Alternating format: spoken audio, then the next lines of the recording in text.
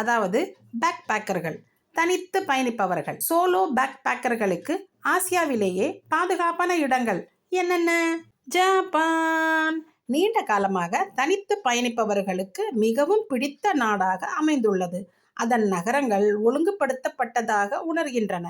அடுத்து சிங்கப்பூர். அதன் சுத்தமான தெருக்கள் மற்றும் வலுவான பொது விதிகள் மூலம் தனித்து நிற்கிறது. இந்த குணங்கள் நகரத்தை லிட்டில் இந்தியா அல்லது சைனா டவுன் போன்ற துடிப்பான மாவட்டங்கள் வழியாக பேக் பேக்கர்கள் நம்பிக்கையுடன் செல்ல முடியும். வியட்நாம் பயணிகளுக்கு பாதுகாப்பான சூழலை உணர்த்துகிறது. மலேசியா தனி பார்வையாளர்களுக்கு வசதியை இழக்காமல் பல்வேறு வகைகளை வழங்குகிறது. சோலோ டிராவலர்ஸ் அன்பான வரவேற்பை உணர்கிறார்கள். நம் இந்திய நாட்டிற்கு அருகாமையில் இருக்கும் ஒரு அழகான நாடுதான் ஸ்ரீலங்கா. தனித்து பயணிப்பவர்களை அன்புடன் வரவேற்கிறது. நவீன வாழ்க்கை மற்றும் கலாச்சார ஆழத்தின் கலவையுடன் தென் கொரியா, சவுத் கொரியா சோலோ டிராவலர்ஸை வரவேற்கிறது.